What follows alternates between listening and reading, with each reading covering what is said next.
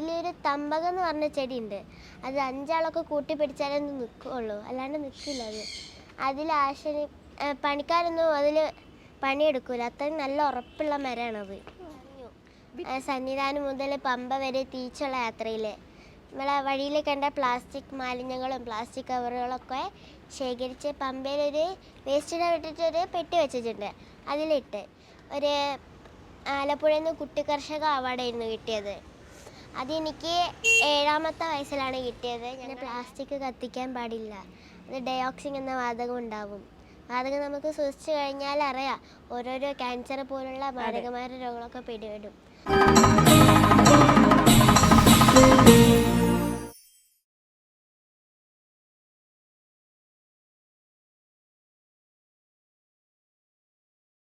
ഇന്നത്തെ കുട്ടികളാണ് നാളത്തെ ഇന്ത്യയെ രൂപപ്പെടുത്തുക.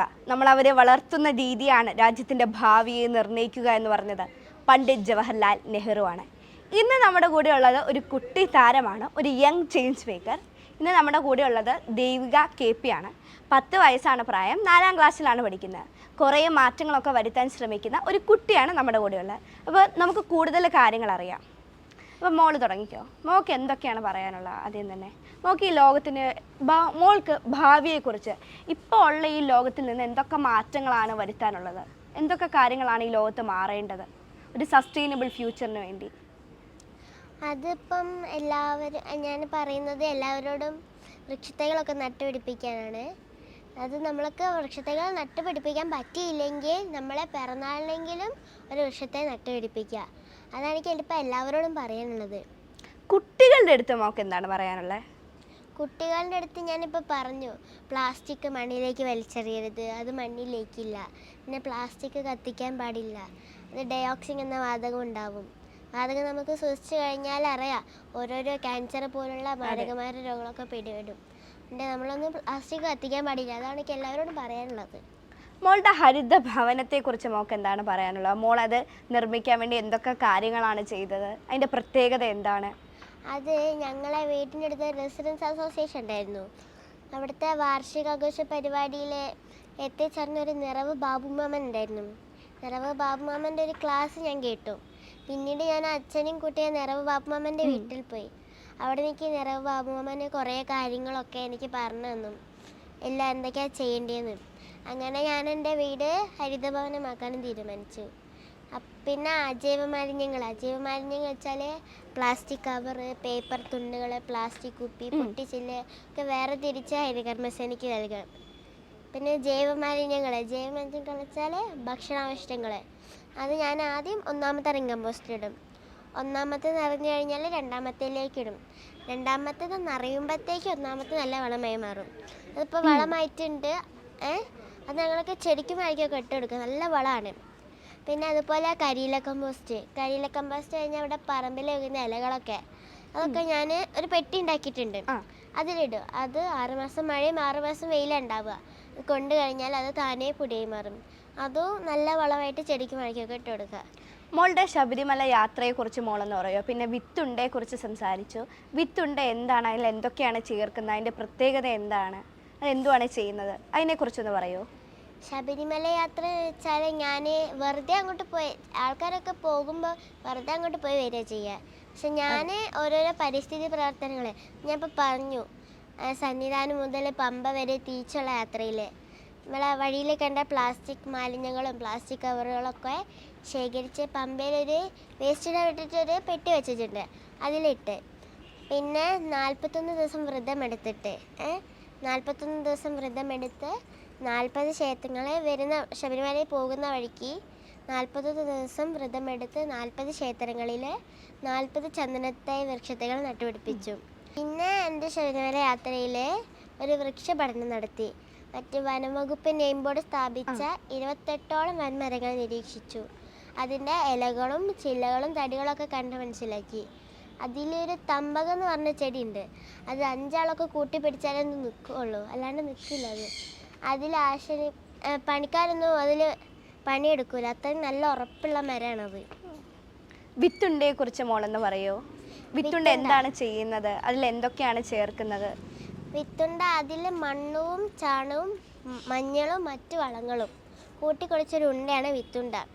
അതിൽ 4 വിത്തുകൾ തോതിൽ 1000 വിത്തുണ്ടകൾ ഞാൻ ശബരിമല വനത്തിലെറിഞ്ഞു.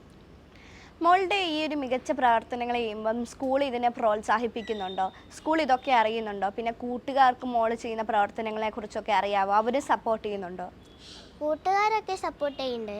കൂട്ടുകാർക്ക് ഞാൻ ചോദിക്കാറുണ്ട്, അവർ നിങ്ങളെ വൃക്ഷത്തൈകളൊക്കെ നട്ടുപിടിപ്പിക്കാറുണ്ടോയെന്ന്. ഞാൻ അവരോട് പറഞ്ഞിരുന്നു, നിങ്ങളെ പിറന്നാളിലെങ്കിൽ ഒരു വൃക്ഷത്തൈ നട്ടുപിടിപ്പിക്കാമെന്ന്. എൻ്റെ സ്കൂളിൽ കുറേ കുട്ടികളൊക്കെ ഇത് ചെയ്തിട്ടുണ്ട്. പിന്നെ ടീച്ചേഴ്സ് ചില സമയത്തൊക്കെ കൂടെ ഉണ്ടാവും, ചില സമയത്തൊന്നും ഉണ്ടാവില്ല. അങ്ങനെയാണ്. പിന്നെ വീട്ടിൽ നിന്നുള്ള പേരൻസിൻ്റെ മാതാപിതാക്കളുടെ ഒക്കെ സപ്പോർട്ട് എങ്ങനെയാണ്? അവരെന്തൊക്കെ കാര്യങ്ങളാണ് ചെയ്യുന്നത്? അപ്പോൾ വൃക്ഷത്തൈ നട്ടുപിടിപ്പിക്കാനൊക്കെ എൻ്റെ കൂടെ വരും. എൻ്റെ അനിയനും അങ്ങനെ ചെയ്യുന്നുണ്ട്. മാലിന്യങ്ങളൊക്കെ വേറെ തിരിക്കാൻ അറിയാം. പിന്നെ ചെടി കുഴിച്ചിടും, എൻ്റെ കൂടെ വന്നാലും അവരൊക്കെ ചെയ്യും. അതുപോലെ ഇനി വേറെ എന്തൊക്കെ പ്രവർത്തനങ്ങളാണ് മോള് ചെയ്യുന്നത്? പിന്നെ വനസംരക്ഷണം ഞാൻ പറഞ്ഞു, ശബരിമലേൻ്റെ, പിന്നെ മാലിന്യ സംസ്കരണം, പിന്നെ പരിസ്ഥിതി, അങ്ങനത്തെയൊക്കെയാണ് ചെയ്യുന്നത്. പിന്നെ എത്ര പുരസ്കാരമാണ് ഇതുവരെ മോൾക്ക് കിട്ടിയിട്ടുള്ളത്? ഇതുവരെയായിട്ട് എനിക്ക് കിട്ടിയത് 14 പുരസ്കാരങ്ങളാണ്. എനിക്ക് ആലപ്പുഴയിൽ നിന്ന് കുട്ടികർഷക അവാർഡായിരുന്നു കിട്ടിയത്. അതെനിക്ക് 7ാമത്തെ വയസ്സിലാണ് കിട്ടിയത്. ഞങ്ങളെല്ലാ ഫാമിലിയും കൂടി ആണ് പോയത്. എനിക്കിപ്പോൾ 14 പുരസ്കാരങ്ങളാണ് കിട്ടിയത്. ഇതുവരെ കിട്ടിയിട്ടുള്ള പുരസ്കാരം ഏതൊക്കെയാണ്? ഒന്ന് പരിസ്ഥിതി മിത്രം, അതും തിരുവനന്തപുരത്ത് വെച്ചിട്ട് എനിക്ക് മുഖ്യമന്ത്രി ശ്രീ പിണറായി വിജയൻ സാറാണ് നൽകിയത്. പിന്നെ വനമിത്ര അവാർഡ്, അതും തിരുവനന്തപുരത്ത് വെച്ച് AK ശശീന്ദ്രൻ സാറാണ് നൽകിയത്. പിന്നെ മോൾക്ക് ഇതുപോലെയുള്ള പുരസ്കാരങ്ങൾ കിട്ടുമ്പോൾ മോൾക്ക് എന്താണ് തോന്നുന്നത്? ഒരു ഉത്തരവാദിത്തമാണോ? ഇനി ഇതുപോലെയുള്ള മികച്ച പ്രവർത്തനങ്ങൾ ചെയ്യാനാണോ? സന്തോഷമാണോ? എന്താണ് മോൾക്ക് തോന്നുന്നത്? ഈ അവാർഡൊക്കെ കിട്ടുമ്പോൾ പറഞ്ഞാൽ ഒരു സന്തോഷമാണ് എനിക്ക് തോന്നുന്നത്. പിന്നെ പുരസ്കാരങ്ങൾ അല്ലാണ്ട് വേറെ കുറേ ഷീൽഡുകളൊക്കെ ഉണ്ട്. പിന്നെ മോൾക്ക് ഉള്ള വേറെ ഹോബീസ് എന്തൊക്കെയാണ്? മോൾക്ക് ചെയ്യാൻ ഇഷ്ടമുള്ള കാര്യങ്ങൾ എന്തൊക്കെയാണ്? ഇഷ്ടമുള്ള ചെയ്യാൻ ഇങ്ങനത്തെയൊക്കെയാണ്. പിന്നെ ഞാൻ ആദ്യം എനിക്ക് പാട്ട് പഠിക്കാൻ പോയിരുന്നു. പിന്നെ അത് ഭയങ്കര ദൂരമായതുകൊണ്ട് ഞാൻ നിർത്തി. പിന്നെ ഞാനിപ്പോൾ കരാട്ടെ പഠിക്കാൻ പോകുന്നുണ്ട്, അതേ ഉള്ളൂ. പിന്നെ മോൾക്ക് ഇതൊക്കെ ചെയ്യുമ്പോൾ മോൾക്ക് എന്താണ് തോന്നുന്നത്? അതുപോലെ ആദ്യം നട്ട ചെടി ഏതായിരുന്നു? ആദ്യം നട്ട ചെടി ഉങ്ങാണ്. ആദ്യം ഈ ചെടിയൊക്കെ നടന്നതൊക്കെ എത്രാമത്തെ വയസ്സിലാണ്? 1ാം ക്ലാസ്സിൽ നിന്നാണ് തുടങ്ങിയത്. വയസ്സ് എത്രയാണെന്ന് എനിക്ക് അത്ര അറിയില്ല. മോൾ ഈ കാര്യങ്ങളൊക്കെ ചെയ്യുമ്പോൾ അത് പഠിത്തത്തെ ബാധിക്കുന്നുണ്ടോ? ഓ. അപ്പോൾ എങ്ങനെയാണ്? പഠിത്തം എൻ്റെ കൂടെ നന്നായിട്ട് പോകുന്നില്ലേ? ഓ, പഠിത്തം പോകുന്നുണ്ട്. മോൾക്ക് വലുതാകുമ്പോൾ ആരാവണം എന്നാണ് മോളുടെ ആഗ്രഹം? എനിക്ക് വലുതാകുമ്പോൾ ഒരു ഡോക്ടർ ആവണമെന്ന് ആഗ്രഹം. മോളുടെ റോൾ മോഡൽ, മാതൃകയായിട്ട് മോൾക്കൊരാളെ പോലെ ആവണമെന്ന് ആഗ്രഹിക്കുന്ന ആരെ?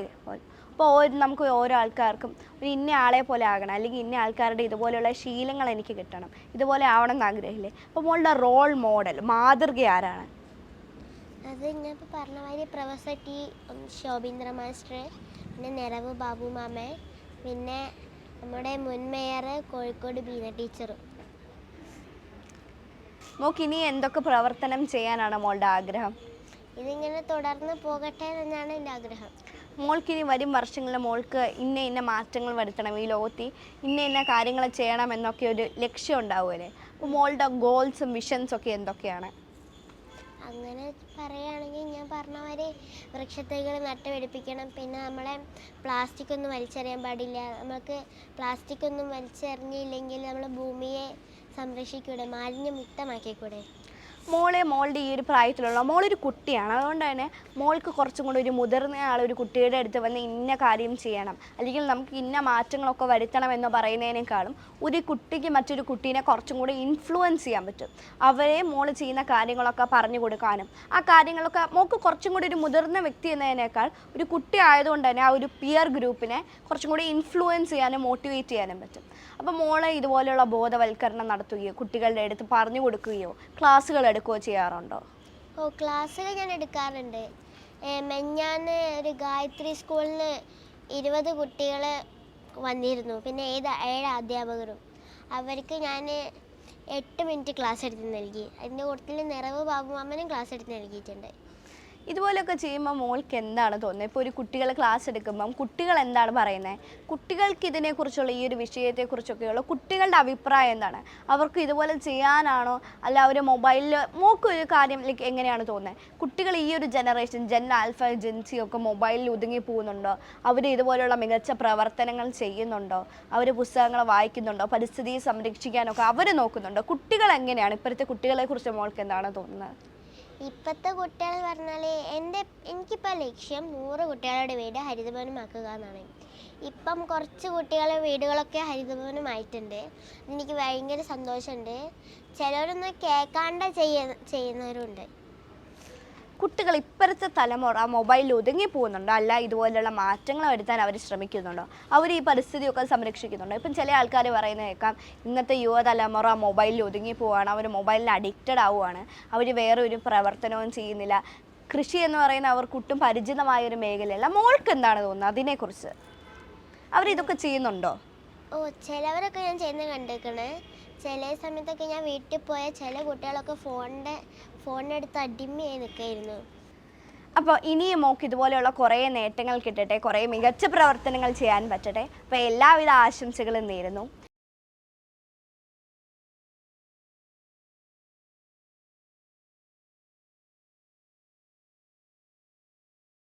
എല്ലാവർക്കും ഹരിത നമസ്കാരം. വേദിയിലും സദസ്സിലും ഇരിക്കുന്ന എല്ലാവർക്കും ഞാൻ എൻ്റെ സ്നേഹം പങ്കുവയ്ക്കുന്നു.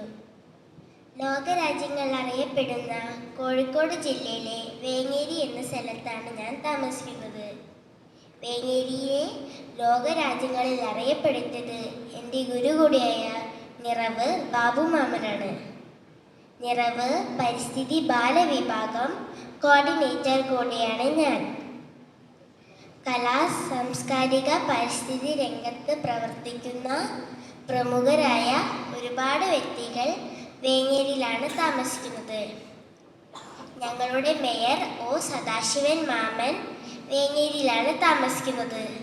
അദ്ദേഹം നല്ലൊരു കൃഷിക്കാരനും കൂടിയാണ്. ഞാൻ 4ാം ക്ലാസ്സിലാണ് പഠിക്കുന്നത്. 1ാം ക്ലാസ് മുതൽ എൻ്റെ പഠനത്തോടൊപ്പം വൃക്ഷ സംരക്ഷണം, മാലിന്യ സംസ്കരണം, പരിസ്ഥിതി സംരക്ഷണം, ജൈവ പച്ചക്കറി കൃഷി, വനസംരക്ഷണം എന്നീ പ്രവർത്തനങ്ങളിലാണ് ഞാൻ മുന്നോട്ട് പോകുന്നത്. എൻ്റെ വീടൊരു ഹരിതഭവനമാണ്. എൻ്റെ വീടൊരു ഹരിതഭവനമാക്കിയതിൻ്റെ സാഹചര്യം ഞാൻ ചുരുക്കി പറയാം.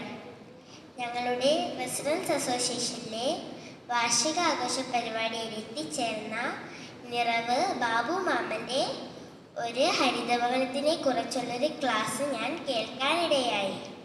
അതിനുശേഷം ഞാൻ അച്ഛനെയും കൂട്ടി നിറവ് ബാബു മാമൻ്റെ വീട്ടിൽ പോയി. അവിടെ നിന്ന് എനിക്ക് കുറേ കാര്യങ്ങൾ മനസ്സിലാക്കാൻ സാധിച്ചു. പിന്നീട് ഞാൻ എൻ്റെ വീടൊരു ഹരിതഭവനമാക്കാൻ തീരുമാനിച്ചു. എന്താണ് ഹരിതഭവനം? ആർക്കെങ്കിലും അറിയാമോ? ഹരിതഭവനം എന്ന് പറഞ്ഞാൽ ഊർജ സംരക്ഷണം, ജലസംരക്ഷണം, ഭക്ഷ്യസുരക്ഷ തുടങ്ങിയ മേഖലകളിൽ സ്വയം പര്യാപ്തമായ ഘടകങ്ങളാക്കി നമ്മുടെ വീടുകളെ മാറ്റുന്ന പദ്ധതിയാണ് ഹരിതഭവനം. ഇതിൻ്റെ ഭാഗമായി എൻ്റെ വീട്ടിലെ അജൈവ മാലിന്യങ്ങളെല്ലാം വെവ്വേറെ തരംതിരിച്ച് ഭൂമിയിലെ മാലാഖമാർ എന്നറിയപ്പെടുന്ന ഹരിത കർമ്മസേനയ്ക്ക് നൽകുന്നുണ്ട്. ഹരിതകർമ്മസേന ഞങ്ങളുടെ വീടുകളിൽ എല്ലാ തവണയും വേസ്റ്റ് എടുക്കാൻ വരുമ്പോൾ അവർക്ക് ചായയും ബിസ്ക്കറ്റും മിൽക്കും നൽകിക്കൊണ്ട് സന്തോഷത്തോടെയാണ് വിടാറുള്ളത്. എൻ്റെ വീട്ടിലെ ജൈവ മാലിന്യങ്ങളെല്ലാം റിംഗ് കമ്പോസ്റ്റിലിട്ട് വളമാക്കി മാറ്റിയിട്ട് ഒരു അടുക്കളത്തോട്ടവും ഉണ്ടാക്കിയിട്ടുണ്ട്. ഇതിൽ ഞങ്ങൾക്ക് ആവശ്യമായ എല്ലാ പച്ചക്കറികളും കിട്ടാറുണ്ട്.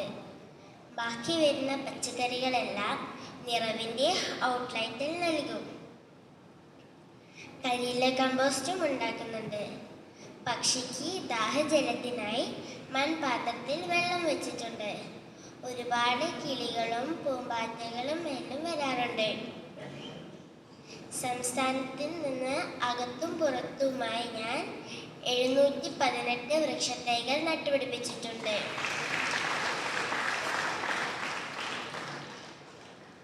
315 വൃക്ഷത്തൈകൾ ഞാൻ പല ആളുകൾക്കും സൗജന്യമായി നൽകിയിട്ടുണ്ട്.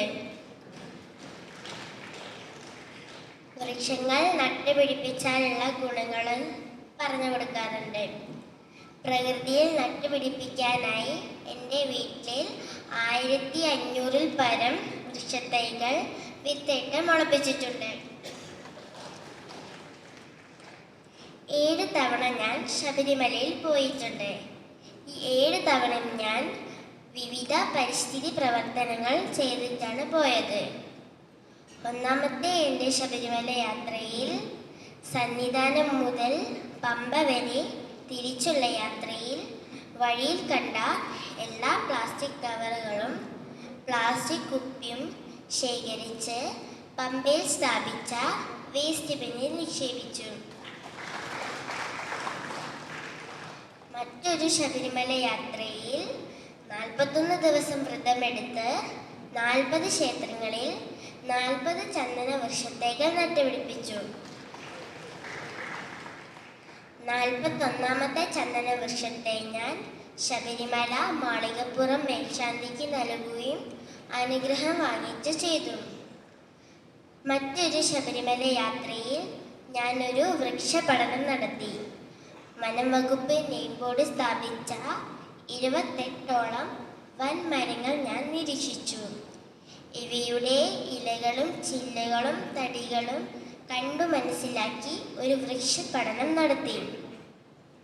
എൻ്റെ അവസാനത്തെ ശബരിമല യാത്രയിൽ 1000 വിത്തുണ്ടകളുമായാണ് ഞാൻ ശബരിമലയിലേക്ക് പോയത്. എന്താണ് വിത്തുണ്ട? ആർക്കെങ്കിലും അറിയോ?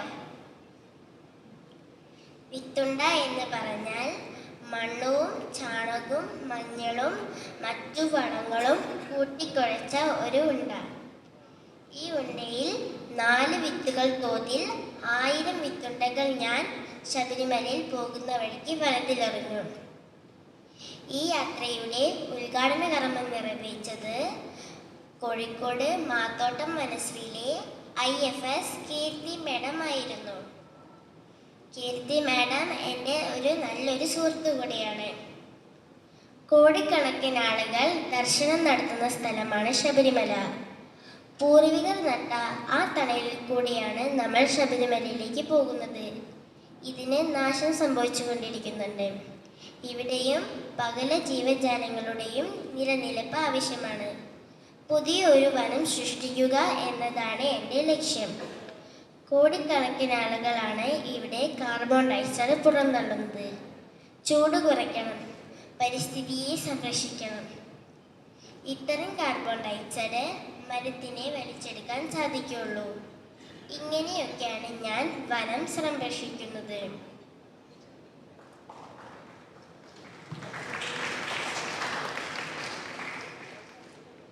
ഇനി എൻ്റെ ഒരു വലിയ സങ്കടം, എനിക്ക് ഇപ്പം 10 വയസ്സായി.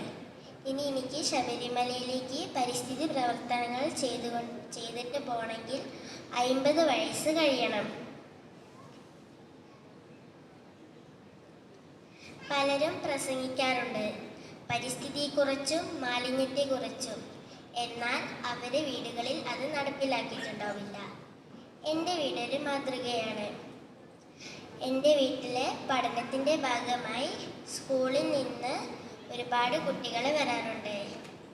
മെഞ്ഞാന്ന് പെരുവായിലെ ഗായത്രി സ്കൂളിൽ നിന്ന് 20 കുട്ടികളും 19 വിദ്യാർത്ഥികളും വന്നിട്ടുണ്ട്.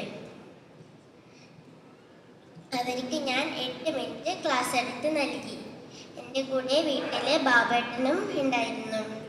ബാബേട്ടനും അവർക്കൊരു ക്ലാസ് എടുത്ത് നൽകിയിട്ടുണ്ട്.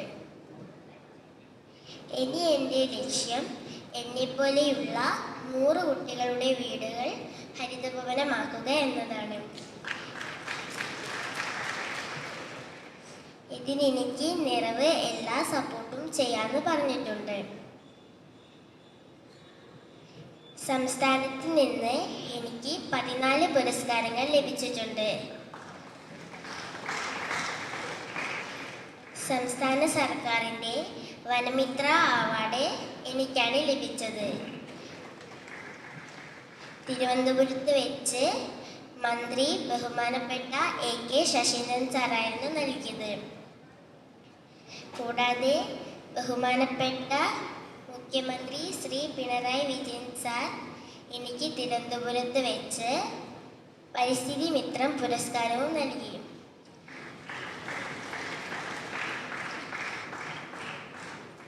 കഴിഞ്ഞ മാസം വനിതാ ശിശു വികസനത്തിൻ്റെ വകുപ്പ് ഉജ്ജ്വല ബാല്യ പുരസ്കാരം തിരുവനന്തപുരത്ത് വെച്ച് ശ്രീ വീണ ജോർജ് മാഡവും എനിക്ക് നൽകിയിട്ടുണ്ട്. കൂടാതെ ബഹുമാനപ്പെട്ട മുഖ്യമന്ത്രി ശ്രീ പിണറായി വിജയൻ സാർ പ്രകാശനം ചെയ്ത ശുചിത്വത്തിൻ്റെ കുഞ്ഞി ഹീറോസ് എന്ന പുസ്തകത്തിൽ കോഴിക്കോട് ജില്ലയ്ക്ക് വേണ്ടി എന്നെയാണ് തിരഞ്ഞെടുത്തത്. എൻ്റെ അനുജൻ നിലൻ ഇവിടെ വന്നിട്ടുണ്ട്. 3 വയസ്സേ പ്രായമുള്ളൂ. അംഗനവാടിയിലാണ് പഠിക്കുന്നത്. എൻ്റെ അനുജനും പ്ലാസ്റ്റിക് കവറ്, പേപ്പർ തുണ്ടുകൾ, പ്ലാസ്റ്റിക് കുപ്പി, പൊട്ടിച്ചില്ല് ഇതൊക്കെ എവിടെ ഇടണമെന്ന് എൻ്റെ അനുജനും അറിയാം. എൻ്റെ അനുജനും ഞാനും ഇങ്ങനെ ചെയ്യുന്നുണ്ടെങ്കിൽ നിങ്ങൾക്ക് എന്തുകൊണ്ട് ചെയ്തുകൂടാ? അവസാനമായി എനിക്ക് എല്ലാവരോടും പറയാനുള്ളത്, പ്ലാസ്റ്റിക് മണ്ണിലേക്ക് വലിച്ചെറിയരുത്. അത് മണ്ണിൽ ലയിക്കില്ല. പ്ലാസ്റ്റിക് കത്തിക്കാൻ പാടില്ല. ഡയോക്സിൻ എന്ന വാതകം ഉണ്ടാവും. ഈ വാതകം അന്തരീക്ഷത്തിൽ ലയിക്കുന്നില്ല. അപ്പം നമ്മൾ പ്ലാസ്റ്റിക് ഒന്നും കത്തിക്കാൻ പാടില്ല. ഭൂമിയെ സംരക്ഷിക്കുക. ശുചിത്വ സുന്ദര നാടിനെ ഒത്തൊരുമിക്കാം നമുക്ക് എല്ലാവർക്കും. ഒരിക്കൽ കൂടി എല്ലാവർക്കും ഞാൻ എൻ്റെ കൂപ്പുകൈ. എല്ലാവരും പൂർണ്ണ ആരോഗ്യത്തോടെ സന്തോഷത്തോടെ ജീവിച്ചിരിക്കണം എന്ന് പ്രാർത്ഥിച്ചുകൊണ്ട് ഞാൻ നിർത്തുന്നു. നന്ദി, നമസ്കാരം.